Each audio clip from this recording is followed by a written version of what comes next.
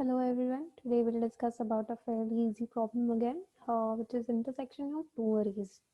So we are given two integer arrays, nums1 and nums2, and we have to find out an array of their intersection. That is, we need to output those elements which is common in both of them, and it is given that the result can be in any order.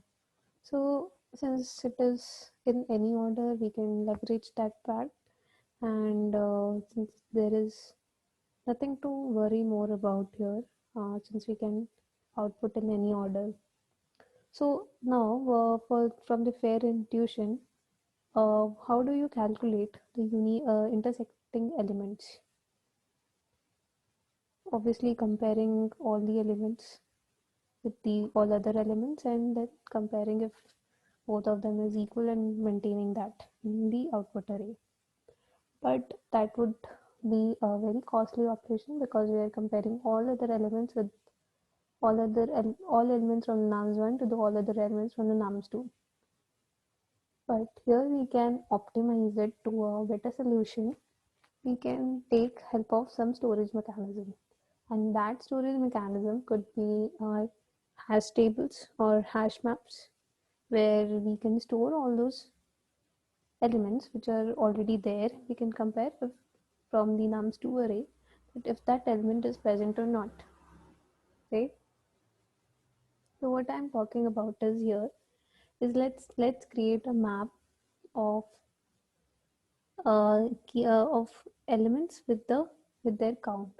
So if let's say I'm taking nums1 array, so I can put what I can do is I can maintain the count of each element. That is, for one, I know there are two elements that is present. For two, I have two elements that are present. So now next time, if I start using this values from nums2, what I can do is I can compare that this 2 is present in my hash map or not. So if it is present, what I can do is I can decrement the count of that particular element from the hash map from the map. So let's say if 2 is already there, so for this particular element, since 2 is already there, we know that this is in nums1. So and this is the intersecting element. And we take this element into our answer.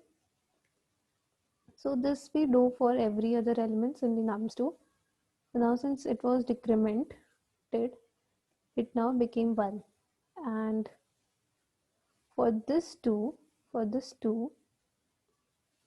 we are doing is we are again checking if it is present in the hash map or not. So since it is again present here, what I do is I decrement the count to 0 and add in my answer.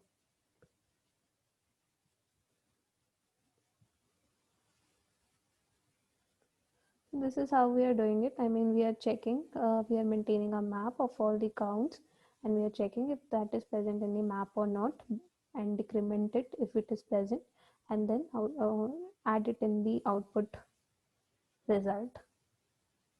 Let's look at the problem, what we said just now. It's just writing down what we have said.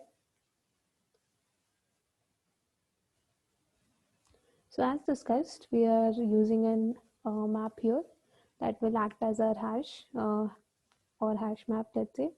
And this is our answer vector where we'll store all the output elements. For every element from the nums1, what we are doing is we are maintaining a count in this hash, and for every element from the nums2, we check if that count is greater than 0. So if it is greater than 0, what we are doing is we are adding it in the answer, and we are decrementing the count, right? In this way, we are adding all those elements that are intersecting or that are common in both of the arrays, and we finally return the answer, right? So whenever let's say we are given two arrays, or we are asked to find out something, try to visualize the problem with the angle that we can use the help of maps or not, like if that is necessary or not, because if some external storage is required, maps would be the best option to go for, and it is also very helpful for quickly searching that out. searching that element. So if, let's say for the other array, if I have to find out the elements needs to be searched from the map, that would be very quicker as compared to comparing all other elements from this nums1, right? So this is how we can do, and we can utilize the maps in such scenarios where we can use it to make our operations much more faster, much more easier, right? We'll discuss more problems on the hashing so that it's very clear that when to use hash maps or when to make advantage of the maps, right? I hope you understood this problem. Thank you.